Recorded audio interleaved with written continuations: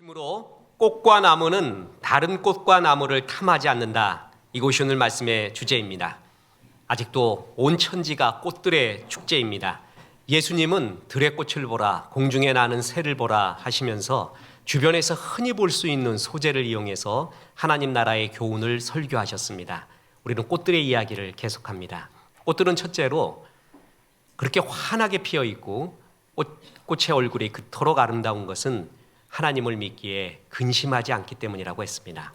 두 번째로 꽃들은 그토록 아름다운 것이 곧 시들기 때문에 더 아름답다고 했습니다.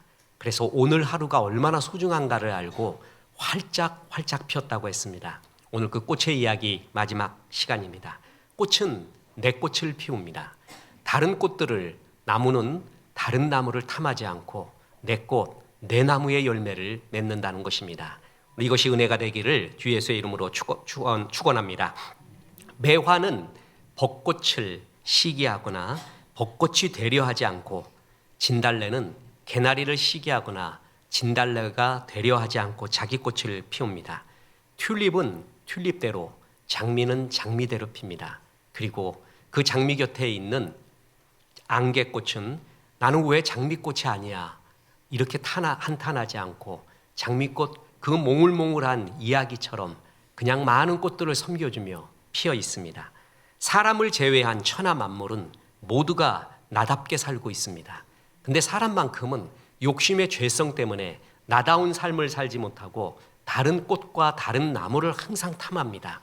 그러면서 주님이 주신 행복을 찾지 못하고 남의 인생, 남의 욕망을 모방하며 살기에 불행을 자초하는 경우가 많이 있다라는 것입니다. 오늘 본문은 사사기를 배경으로 한 대단히 인상적인 사건을 취급한 것으로 성경에 나타난 풍자적인 아주 아름다운 비유 중에 하나입니다. 왕이 되어서는 안 될 인물이 스스로 왕이 돼서 비극을 일으킨 사건이 나옵니다. 그의 이름은 아비멜렉입니다. 이 사건을 통해서 하나님이 우리에게 무슨 말씀을 하는가, 그 교훈을 마음에 새기시기 바랍니다. 첫째, 내 것이 아닌 것을 탐하지 말라라는 것입니다. 이 이야기의 본문은 기드온의 이야기부터 올라가게 됩니다. 기드온은 우리가 주일학교 때부터 배웠듯이 기드온과 그 용사들이 미디안을 물리치면서 나라를 위기에서 구해냅니다. 그래서 기드온과 그 후손들은 졸지에 이스라엘의 영웅이 됩니다. 그래서 이스라엘 백성들은 기드온에게 차라리 그냥 왕이 되어 달라고 이야기합니다. 그때 기드온이 이렇게 말합니다. 나는 왕이 될 수 없습니다. 이스라엘의 왕은 하나님이십니다. 하며 거절을 합니다. 그런데 그의 아들 중 아비멜렉은 달랐습니다. 그는 스스로 왕이 되기 위해 수단과 방법을 가리지 않았습니다. 아비멜렉은 기드온의 70명의 아들, 그럼 기드온이 70명의 아들이 있었어요. 대단한 아버지입니다. 70명의 아들들 가운데 세겜의 가나안 여인 첩에게서 낳은 서자였습니다.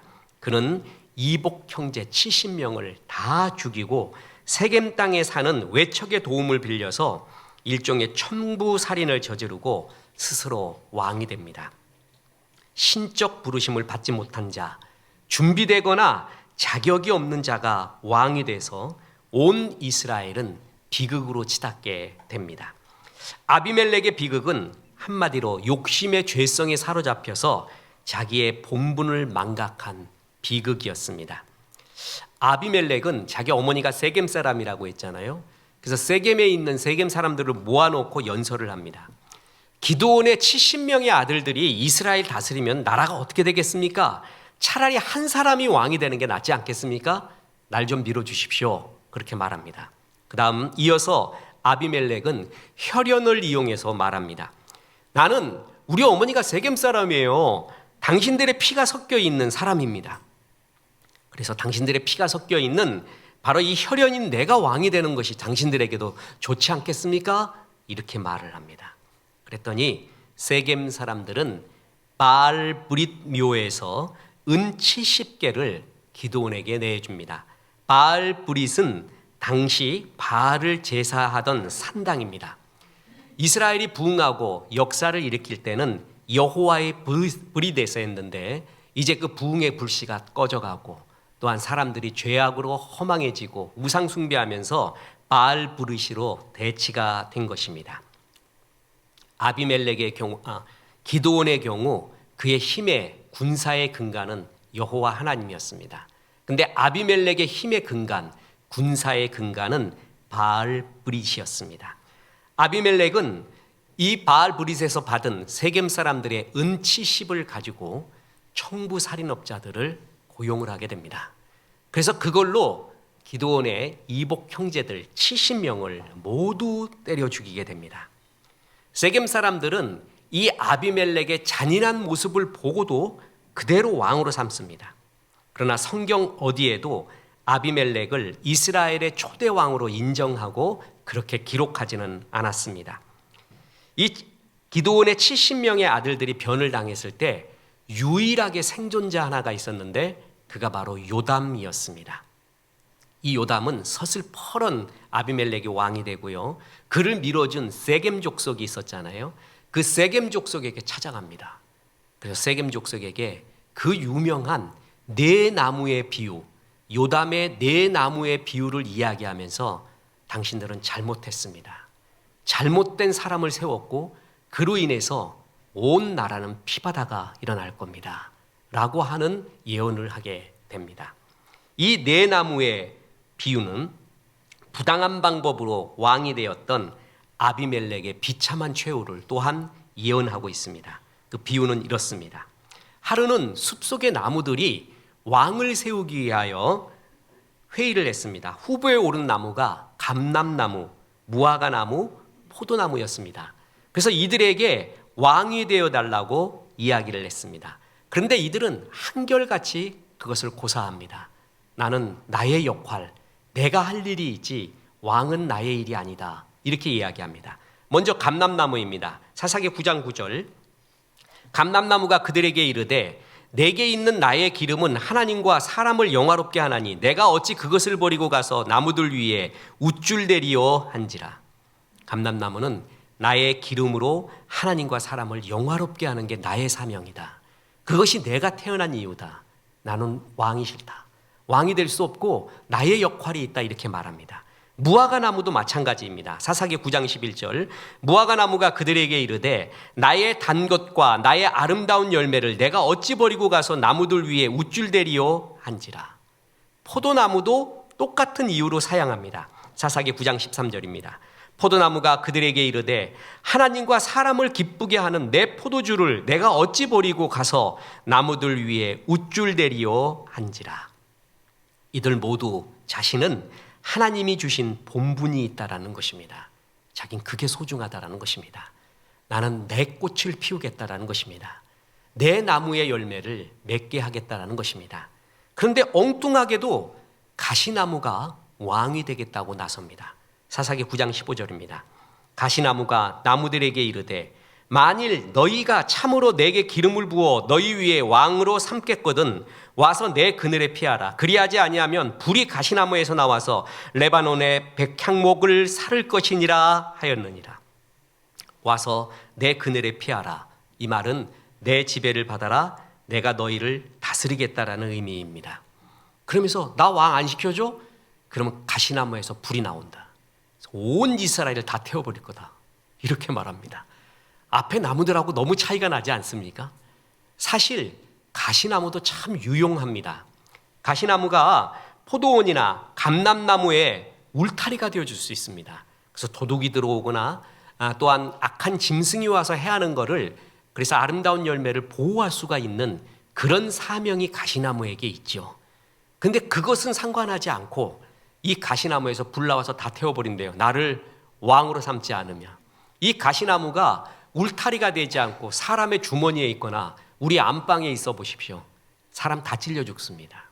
자기 본분, 위치, 자리를 벗어날 때 이런 일이 일어나게 되는 겁니다. 그러면서 요담은 이 가시나무가 바로 아비멜렉이다. 이렇게 말하고 있는 것입니다. 그래서 이 아비멜렉 때문에 또한 당신 세겜들 사람 때문에 온 이스라엘과 세겜 그리고 아비멜렉 자신도 스스로 피 흘리게 되는 비극을 몰고 올 것이다 라고 예언한 것입니다. 자기 위치를 벗어났을 때 내 꽃이 아닌 남의 꽃을 탐할 때, 내 나무의 열매가 아닌 다른 나무의 열매를 탐할 때 오는 비극, 그것을 말한 겁니다. 아니나 다를까 이 예언대로 아비멜렉과 세겜은 몰락합니다. 성경에는 아비멜렉이 3년 동안 이스라엘을 통치했다고 기록되어 있습니다. 그런데 하나님의 심판이 시작이 됩니다. 아비멜렉이 자신을 세워주었던 세겜 사람들과 싸우게 된 거예요. 더 쉽게 말해서 공신들과 싸우게 된 것입니다. 어느새 세겜 사람들은 아비멜렉의 일거수일투족을 감시하고 있었습니다. 견제하고 있었습니다. 그러면서 어떻게 되냐 하면은 세겜 지역, 아비멜렉이 왕이 되었기 때문에 세겜 지역도 아비멜렉의 땅이죠. 그 지역을 통과하는 사람들을 막 약탈을 합니다. 돈을 빼앗아요. 그랬더니 왕에게 도전하는 것이죠. 이런 일들이 일어나게 됐습니다. 어떻게 해서 세겜 사람들은 아비멜렉에게 배반하고 대항을 했을까? 왜 이런 일이 일어났을까? 성경은 정확하게 이유를 말합니다. 하나님의 심판 때문이라고 합니다. 보세요. 사사기 9장 22절. 아비멜렉이 이스라엘을 다스린 지 3년에 하나님이 아비멜렉과 세겜 사람들 사이에 악한 영을 보내심에 세겜 사람들이 아비멜렉을 배반하였으니, 하나님이 악한 영 보냈대요. 그럼 이 악한 영의 정체가 뭐냐? I don't know. 그거는 많은 성경학자들도 모릅니다. 근데 분명한 것은 왜 세겜 사람들과 아비멜렉 사이가 벌어졌느냐? 하나님이 심판이었다는 거예요. 하나님이 심판해서 이들 사이가 벌어지게 됩니다. 그랬더니 아비멜렉은 이제 화가 납니다. 아비멜렉의 주특기 다 죽이는 킬러 아닙니까? 세겜이 감히 나한테 반기를 들어? 그러면서부터 자기를 키워준 세겜 사람들을 다 죽이기 시작을 합니다. 불로 태워 죽이고요. 숨어 있다가 일터로 나오는 사람들을 칼로 베고, 산당으로 도망가는 사람은 산당을 불태워서 다 죽입니다. 성을 쳐서 점령하고 백성들을 다 죽이고 그것에 소금을 뿌립니다. 소금 뿌린다는 것은 뭐냐면 황무지가 된다는 것이죠. 이 잔인성, 아비멜렉은 왕이 될 인재가 아니었습니다. 그런데 이 아비멜렉이 엉뚱한 최후를 맞게 됩니다. 아비멜렉이 데베스라는 곳을 점령하자 모든 사람이 성읍에 있다가 망대로 피신을 합니다. 그랬더니 아비멜렉의 주특기가 뭐죠? 끝까지 죽이는 겁니다. 그래서 쫓아갑니다. 망대까지. 그랬더니 어떤 한 여인네가 이렇게 보니까 아비멜렉의 밑에 와 있습니다. 그래서 맷돌을 집어 던져버립니다. 그랬더니 그걸 맞고 아비멜렉이 머리가 두개골이 깨져갖고 죽게 됩니다. 보세요. 사사기 9장 53절. 한 여인이 맷돌 윗짝을 아비멜렉의 머리 위에 내리 던져 그의 두개골을 깨뜨리니. 대단한 여자입니다. 난 이런 중년 여인네라고 생각하는데 여러분 굉장히 가능성이 있습니다. 오늘부터 맷돌 드는 연습을 해가지고 악인이 나타나면 집어 던져버리면 주의 역사가 일어나게 되는 겁니다.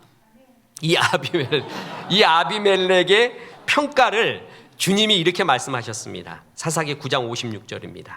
아비멜렉이 그의 형제 70명을 죽여 자기 아버지에게 행한 악행을 하나님이 이같이 갚으셨고, 또 세겜 사람들의 모든 악행을 하나님이 그들의 머리에 갚으셨으니 여룻바알, 이게 기드온입니다. 기드온의 아들 요담의 저주가 그들에게 응하니라. 하나님이 심판했다는 거죠.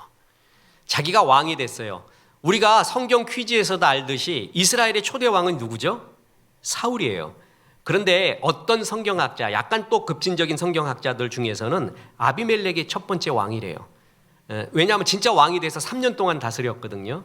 근데 성경에서 어느 누구도 아비멜렉을 정통성을 인정하지 않습니다. 그냥 자기가 왕 된 거예요. 그런데 하나님이 아비멜렉과 그를 밀어준 세겜을 모두 다 심판했다라고 말합니다. 행악자를 심판할 때 개인만 벌하는 것이 아니라 거기에 동참했던 악한 공동체를 함께 벌하셨습니다. 그래서 아비멜렉, 세겜 사람들, 그리고 이러한 모든 풍조를 만든 이스라엘 전체를 심판하신 것이 요담의 네 나무의 비유였습니다. 알베르트 까미의 희곡 오해라는 것이 있습니다. 거기에 이런 이야기가 나옵니다.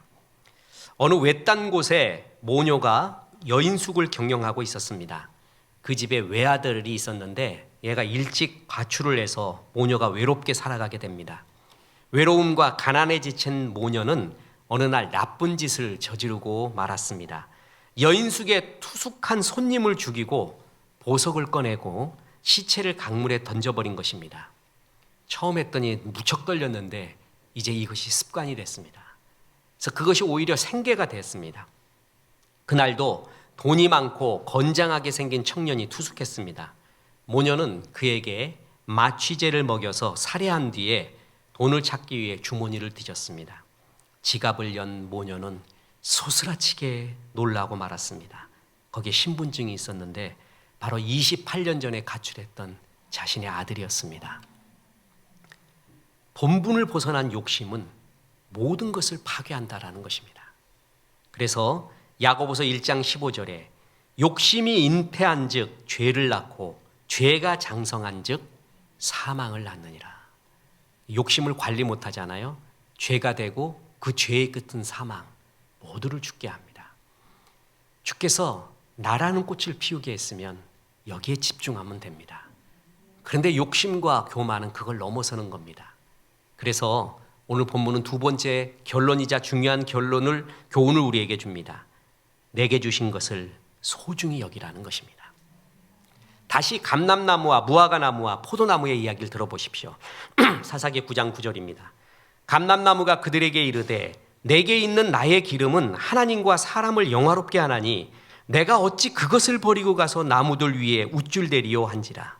무화과나무가 그들에게 이르되 나의 단 것과 나의 아름다운 열매를 내가 어찌 버리고 가서 나무들 위에 우쭐대리요 한지라. 13절 포도나무가 그들에게 이르되 하나님과 사람을 기쁘게 하는 내 포도주를 내가 어찌 버리고 가서 나무들 위에 우쭐대리요 한지라.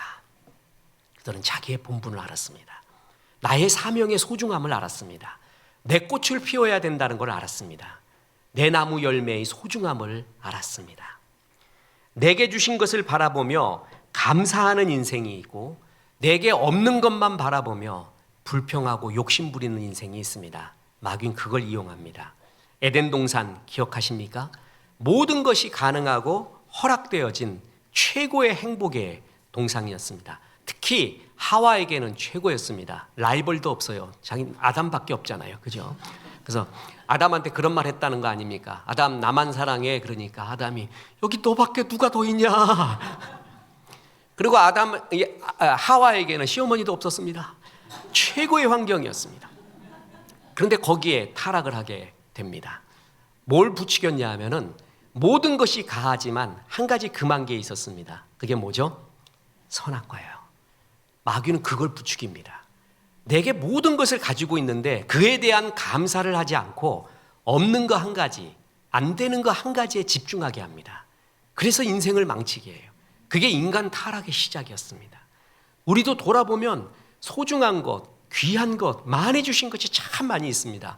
근데 그것에 대한 감사와 즐거움, 기쁨은 없어지고 내게 없는 것만 계속 바라봐요. 내 꽃이 아닌 것, 내 열매가 아닌 것만 계속 바라보며 불행을 스스로 자취한다라는 것입니다. 그렇습니다. 내게 주신 것을 감사하며 늘 기뻐하고 즐거워하는 인생이 있고 내게 없는 것만 바라보며 불평하고 불만하고 본분을 벗어나는 인생이 있다라는 것입니다. 다윗이 골리앗과 대결을 할 때 그 조그만 놈이 나오니까 사울은 자기가 갖고 있는 군장, 자기가 갖고 있는 철제 갑옷과 칼과 방패를 줍니다. 그런데 다윗이 뭐라 그랬는지 아십니까? 이건 나한테 맞지 않는데요. 참 좋은 것은 맞는데 나한테 맞지 않습니다. 나한테 맞는 것이 있는데 그게 물맷돌이었습니다. 생각해 보십시오.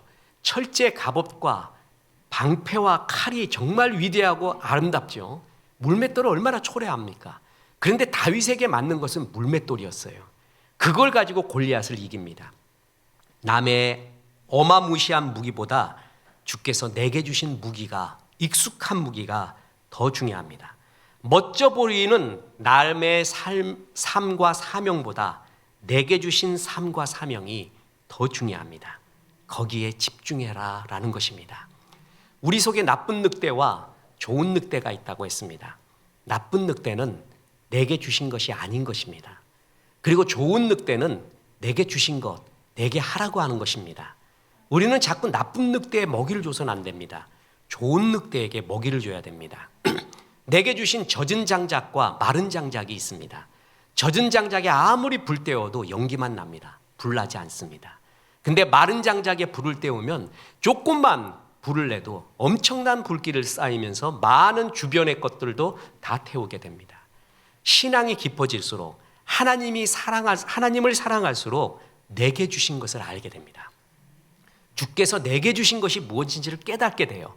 그게 은혜예요. 그리고 거기에 집중할 때 역사가 나타나고 은혜가 나타나고 영광이 나타나는 거예요.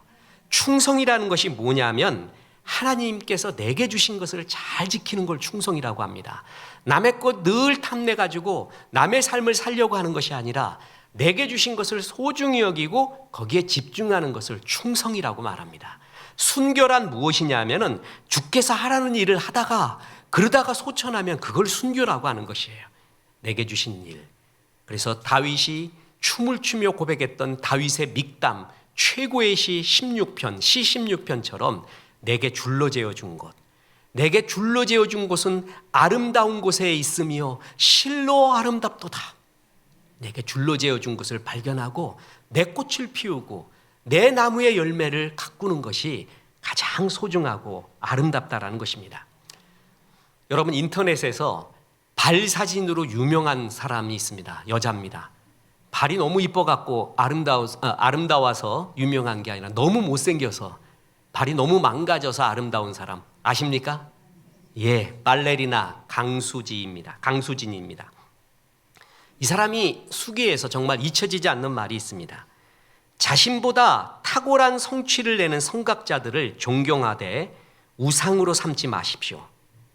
그래서 그는 존경하는 발레리나는 있어도 우상은 없다고 합니다. 자기가 존경하는 발레리나가 있대요. 그에게 배우는 거는 그의 인간 승리, 그의 인사이트, 그걸 배우지 그 사람이 갖고 있는 손짓, 몸짓, 표정을 배우질 않는데요. 왜 그러냐면 나의 손짓이 중요해서, 나의 몸짓, 나의 눈빛과 얼굴빛이 더 소중하대요. 그래서 그들을 존중하되 우상은 없다는 거예요. 그래서 나의 것의 소중함, 발레리나 강수진 정말 뛰어납니다. 독일의 작가 중에 막스 프리쉬라는 사람이 있습니다. 이게 우리나라에 말로 소개가 안 됐는데 굉장히 영감 있는 소설입니다. 그의 소설 중에 나를 간텐바인이라고 부르기로 하자. 제목이 참 좋죠. 이 사람의 이름이 간텐바인이 아니에요. 근데 자기의 이름을 이제부터는 간텐바인으로 부르기로 하자. 그리고 그렇게 살아보자 라는 소설, 실험적 소설입니다. 우리도 왜 그러잖아요. 나도 저 사람의 삶을 살아봤으면, 저 사람처럼 살아봤으면, 그가 되어봤으면, 그 마음속에 있는 우리의 마음을 소설로 나타낸 거죠. 그래서 내가 다른 사람으로 살아보면 어떨까? 이름도 바꾸고 인간관계도 바꾸고 성격까지 다 바꾸어서 주인공이 진짜 자기의 이름을 간텐바인으로 부릅니다. 그리고 눈먼 사람으로 삽니다. 그래서 결혼도 하고 사회생활도 합니다. 여러분, 묻겠습니다. 이 사람은 행복했을까요? 역시 이들의 삶에 멋있는 게 있어 이렇게 생각했을까요? 아니라는 것이죠. 꿈이 있는 사람보다 더 불쌍한 사람은 가짜 꿈을 쫓아간 사람입니다. 진짜 내가 아니라 가짜 나를 쫓아간 사람이 더 불행한 사람입니다. 자크 라칸 같은 사회학자들이 말하듯이 우리들이 꿈꾸고 있는 마음속에 욕망하고 있는 것은 거의 90% 이상 나의 욕망이 아니래요. 남의 욕망, 모방 욕망이라고 합니다. 남이 이렇게 됐기 때문에 나도 그렇게 되고 싶어 하는, 그리고 저 정도는 돼야지 하는 남에 대한 모방이 나의 꿈으로 변해 있다라는 거죠. 이 중에 진짜는 내 꿈을 찾은 사람이에요. 나의 꽃을 찾은 사람이에요. 어린 왕자가 자기 별을 떠나가지고 지구별로 오고 다른 데로 다 가보니까 거기에 놀랬던 게 하나가 뭡니까? 장미꽃이 너무 많아. 나는 자기 별에서, 어린 왕자 별에서 자기가 사랑하고 이야기했고 또 다투기도 했는지 모르는데 장미꽃 하나가 제일 소중한 줄 알았는데, 아름다운 줄 알았는데, 여기 와보니까 장미꽃 몇만 송이가 있어서 거기서 멘붕이 옵니다. 이렇게 아름다운 장미꽃이 있다니. 그랬더니 사막의 여우 현자를 의미하죠. 그가 어린 왕자한테 말합니다. 이 수많은 장미꽃, 이거 아름다운 거 아니야. 진짜는 네가 이야기했고, 네가 대화 나눴고, 아파했고, 좋아했고, 너와 함께 시간을 나눴던 추억이 있는 그 장미 한 송이가 제일 소중한 것이야. 멋진 말을 해줍니다. 그래서 뭐가 소중한가? 객관적으로 멋져 보이는 것이 아닙니다. 주께서 내게 주신 것, 그것이 가장 소중합니다. 목사님, 그래도 내게 준 게 좀 뽀대 나는 거면 되게 좋겠는데요. 나는 왜 이 모양일까요? 그런 사람에게 제가 자유를 느낀 구절이 있었다고 했죠. 많이 준 자에게는 뭐라고요? 많이 찾습니다. 이게 진짜 믿어지잖아요. 그러면 작게 받는 게 낫습니다. 적은 것을 받은 것이 낫습니다. 그래서 소박하게 행복하게 사는 게 낫지, 많은 것 받아가지고 그냥 골치 아프고 신경 쓰고 또 하나님이 다 결산합니다. 너 그 많은 것 갖고 뭐 하고 왔냐? 얼마나 힘들까 모르겠어요. 차라리 작게 받는 게 낫습니다. 나사못 같은 사람이 있습니다. 그런데 언젠가도 말했듯이 나사못이 세계의 발명일이라는 거예요. 어떤 학자의 표현에는. 이거 갖고 세계의 발명은 모든 것이 이루어졌대요. 제일 소중한 거 하나를 들라면 나사못. 이게 잘못되면 우주선도 망가지고 자동차도 망가지고 무기도 다 망가지고, 그 나사못 하나의 소중함 같이 내게 허락하신 것이 작은 일 같은데 그렇지 않다라는 것이죠. 큰 일이라는 것입니다. 그것을 소중하게 여기며 살 때 그게 신앙인의 자세입니다. 그리고 하나님은 그것을 결산한다라는 겁니다. 그래서 여러분, 너무 영웅들의 이야기를 읽지 마십시오. 어릴 때 영웅담 좋기만 하지만 또 어떤 학자에 의하면 영웅담 읽지 말래요. 왜냐하면 영웅이 안 되면 인생을 실패한 것처럼 여기는 거예요. 뭐 아주 유명한 영웅들이 있는데 그들과도 사실 같이 한번 살아보십시오. 영웅인가 그 사람이? 아닐 거예요, 내 생각에. 난 거의 확신해요. 같이 살면은, 같이 살고 같이 쉬고 살면은 영웅이 아니라는 걸 알 거예요. 그 남자 그거 아니라는 거 알 거예요. 그래도 그것이 아니라는 거 알 거예요. 근데 그래서 보니까 활자의 마력이라는 게 있어요. 또 스토리의 힘이라는 게 있거든요. 그래서 영웅처럼 보이는 거예요. 근데 그 영웅만이 성공한 인생이 아니라는 것이죠. 그리고 특히 그 독서학자들이 말하는 것 중에 어릴 때 신데렐라 백설공주 읽지 말라는 거 아니에요. 저는 굉장히 공감합니다. 여자의 마음에 신데렐라와 백설공주가 들어가 있는 한 결코 행복하지 않습니다. 나는 신데렐라야. 백설공주인데 백마탄 왕자가 있으면 나는 행복하고 난 그럴 만한 존재인데 옆에 남편 보니까 웬 돌쇠 같은 놈 하나 있는 거예요. 나의 불행은 당신 때문이야. 나는 원래 백마탄 왕자를 만나야 되는데, 그런 신데렐라와 백설공주가 가슴에 있는 한 행복하지 않습니다. 내게 주신 남편이 못나도 소중한 거예요. 내게 주신 아내가 제일 이쁜 거예요. 내게 주신 것이 참 소중한 꽃이란 말이시죠. 근데 이런 것을 다들 욕망과 욕심 때문에 가시나무가 되어갑니다.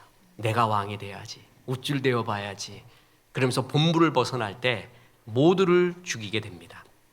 저는 바울 서신에 나온 바울의 고백들 속에서 우리가 은혜라는 것을 참 많이 말하잖아요. 근데 그 은혜라는 말을 더 구체적으로 바울은 뭐라 그랬냐면 내게 주신 은혜라고 했어요. 그러니까 바울 서신에 나온 말 중에 내게 주신 은혜라는 말이 그토록 좋은 말입니다. 보세요. 로마서 12장 3절. 내게 주신 은혜로 말미암아 너희 각 사람에게 말하노니 마땅히 생각할 그 이상의 생각을 품지 말고 오직 하나님께서 각 사람에게 나누어 주신 믿음의 분량대로 지혜롭게 생각하라. 고린도전서 15장 10절. 그러나 내가 나 된 것은 하나님의 은혜로 된 것이니 내게 주신 그의 은혜가 헛되지 아니하여 내가 모든 사도보다 더 많이 수고하였으나 내가 한 것이 아니요 오직 나와 함께 하신 하나님의 은혜로다. 하나님의 은혜에 대한 말을 할 때 반드시 바울이 한 얘기가 뭐냐면 내게 주신 은혜예요. 하나님이 내게 주신 은혜가 있어요. 그게 소중하다라는 거예요. 그래서 그 은혜 때문에 내가 지금 살고 주의 사도가 되고 영광스럽게 여기까지 왔다라는 것입니다. 이게 그토록 소중한 것입니다. 그래서 남의 꽃을 피우려 하지 말고 내 꽃, 내게 주신 꽃, 그것의 소중함을 알고 거기에 집중하고 꽃 피워내올 때 주께서 내게 하라고 하신 그 일을 이루어 아버지를 영화롭게 했습니다. 얘야, 너를 안개꽃으로 만들었는데 너는 이상한 장미가 돼 있냐? 이게 아니었는데. 너를 개나리로 만들었는데 너는 어떻게 튤립이 돼 버렸느냐? 이게 아니었는데. 내게 하라고 한 일, 은혜를 받으면 받을수록, 주를 사랑하면 할수록 그게 보입니다. 그리고 거기에 집중하면 되는 겁니다. 사실 이번 주일은 지난 주보 광고에 나왔듯이 이른 비와 늦은 비가 있습니다. 이른 꽃과 늦은 꽃이 있습니다 라고 설교를 하려고 했습니다. 그런데 이틀 전에 그 설교를 주제도 바꾸고 본문도 바꿔서 지금 오늘 이 말씀을 드리는 것입니다. 이른 꽃에 대한 설교를 차마 못하겠습니다. 사람마다 이른 꽃도 있고 또한 늦은 꽃도 있습니다. 그죠? 성경에 이른 비가 있고 늦은 비가 있듯이 말이에요. 어떨 때는 일찍 하나님이 쓰시고 데려가는 사람도 있고 늦게 쓰시는 사람도 있고, 원래 이것이 오늘 주고자 한 꽃의 비유였습니다. 근데 지난주에 우리는 두 사랑하는 사람을 하나님께 보냈습니다. 전홍석 집사님, 아버님, 아직 연배가 더 오래 사실 수도 있고 효도를 더 할 수도 있는데 보낸 그 자식의 마음이 어떻겠습니까? 좀 더 효도할 걸. 자식도 자식인데 제가 그날 예배를 드리는데 그 어머님, 전홍석 집사님 어머님 권사님이 우시는데 그렇게 기억이 나요. 남편 떠나 보내면서 권사님 또 집사님 얼마나 복된 가정이에요. 분명히 하나님을 믿지만 그 가슴이 어떻겠습니까? 그죠? 근데 또 하나가 유선영 집사님, 우리가 기도해 왔지 않습니까? 그 딸 살려달라고. 진아 양 2달 동안 아팠대요. 2달. 그래서 토요일 날 이제 내려가서 부산 가서 이렇게 뵀더니 그래도 어머님 아버님, 그 진아의 어머니 아버님이 마음을 평정을 유지하면서 이렇게 맞이하고 예배를 드리게 되었습니다. 그날 너무 놀란 게 우리 박경자 권사님, 김윤정 권사님 그 먼 길까지 내려와서 같이 예배 드려줬습니다. 얼마나 힘이 되는지 모르겠습니다. 깊이 사귀었던 분, 깊이 사랑하고 깊이 교제를 나눴던 사람도 아닌데 그렇게 와서 위로해 주니 얼마나 좋겠습니까? 그 전날 최유경 집사님 가시고 딸 주연이가 갔습니다. 그리고 주연이는 하루를 잤어요. 그래서 그 곁에서 제잘제잘 참새처럼 지저귀며 유순영 집사 옆에 있었습니다. 주연이하고 동갑내기입니다. 진아가. 아주 꽃같은 대학교 1학년 나이. 그를 보냈을 때 그 부모의 심정이 표현할 길이 없겠죠. 우리가 객관적으로 듣기만 해도 먹먹한데 어떻겠습니까? 그죠? 남편을 잃은 여인네를 미망인이라고 합니다. 그리고 아내를 잃은 남편을 호랍이라고 합니다. 부모를 잃은 자녀를 고아라고 합니다. 그런데 자식을 잃은 부모를 일컫는 말은 없습니다. 표현할 길이 없기 때문에 그러는 거예요. 어떻게 설명할 길이 없는 겁니다. 목사가 이때 무슨 말을 해줘야겠습니까? 우리가 다 같이 기도했고, 그리고 정말 하나님께서 역사 좀 살려주시고 회복시켜 주기를 원했는데 그것은 모르는 겁니다. 정말 모르는 일입니다. 다행히 부모의 마음을 주님께서 편안하게 해주셨고, 또 얘가 너무 아파가지고 엄마가 그렇게 기도했대요. 하나님이 이제 데려가십시오. 얘가 너무 아파서 안 되겠습니다. 그런 기도를 했대요. 야,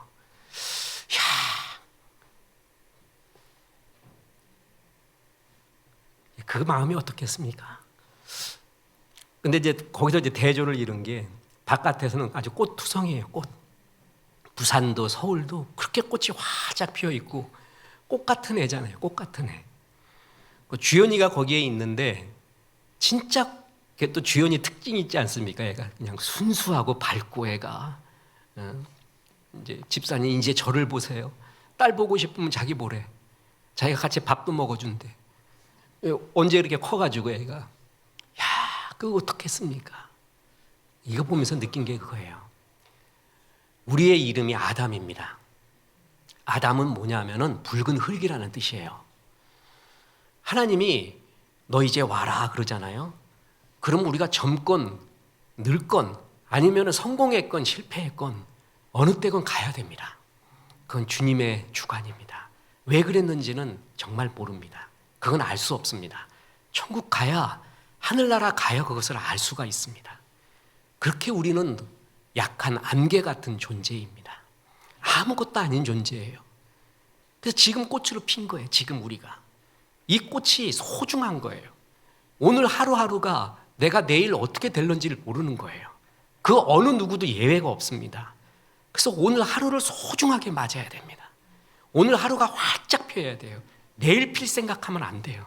오늘 피어야 돼요. 오늘 활짝 피고 오늘 주께서 나에게 이 꽃의 인생, 열매 인생 주신 걸 감사해야 돼요. 그리고 즐거워해야 돼요. 그리고 꽃은 그 아름다움이 곧 낙화할 줄도 알면서도 사람들이 쳐다보면 웃어주잖아요. 지금 내 인생이 안개 같고 바람 같을 수도 있지만 지금 최선을 다해 주님께로 인도해 줘야 돼요. 웃어줘야 돼요. 이름을 불러줘야 돼요. 전도하고 선교하고 주께로 인도하고 그리고 오늘 하루하루를 기쁘게 살고 그게 꽃 인생입니다. 우리도 언제 그럴런지는 아무도 모릅니다. 우리는 방황하기에 죄를 짓기에 시간이 너무나 없습니다. 선한 일을 하고 주의 일을 하기에도 시간이 너무나 모자릅니다. 내게 주신 이 젊음, 아직도 생각할 수 있는 힘, 아직도 걸을 수 있는 다리, 소리가 나오는 것, 생각할 수 있는 것, 그 모든 것은 아직 꽃같이 피어 있다라는 이야기입니다. 그때 최선을 다해 피어야 됩니다. 감사하고 기뻐하셔야 됩니다. 그리고 최선을 다해 이 꽃으로 사람들을 주께로 인도하고 그러다가 어느 날 주님이 부르면 가고 나비처럼 가볍게 날아가고 그게 우리의 인생입니다. 꽃이 그걸 말해주고 있습니다. 꽃은 근심하지 않습니다. 하나님께서 반드시 먹이신다는 걸 알기에 염려하지 않고 근심하지 않고 그래서 낯빛이 그렇게 고울 수가 없습니다. 꽃은 분명히 내가 내일 시든다는 걸 알기에 오늘 최선을 다해 핍니다. 오늘의 소중함을 알고 오늘 해야 될 일들을 오늘 웃어줘야 되고 오늘 전도해야 되고 기뻐해야 될 일을 잘 압니다. 그리고 꽃은 남의 꽃을 부러워하지 않습니다. 안개꽃은 안개꽃대로, 장미는 장미대로, 튤립은 튤립대로 자기의 꽃을 피웁니다. 자기의 역할을 다 합니다. 그러면서 주께 영광을 돌립니다. 사랑하는 여러분, 꽃보다 소중한 여러분, 지금 꽃보다 더 활짝 피어있는 여러분, 오늘을 늘 감사하십시오. 기뻐하십시오.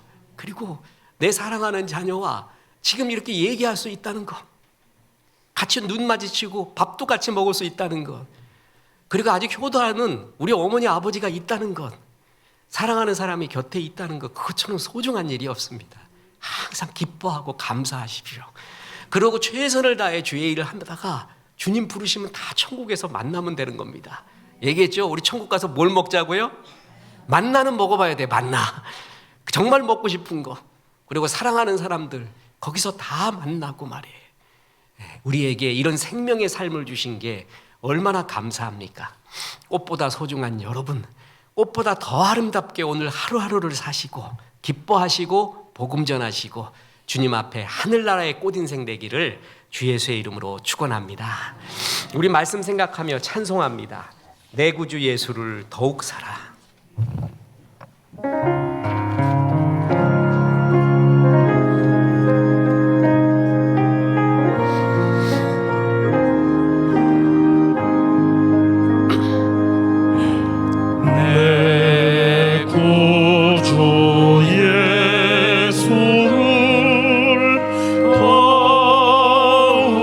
사랑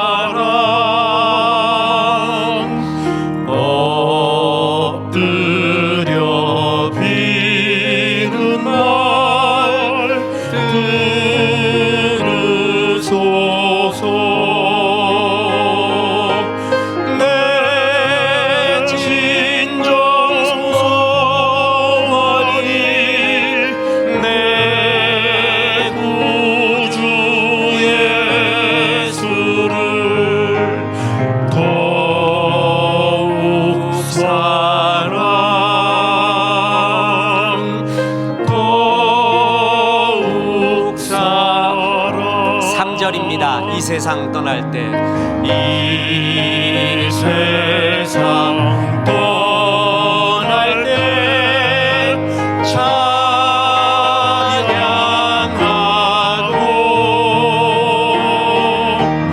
숨질 때 하는 말 이것일세.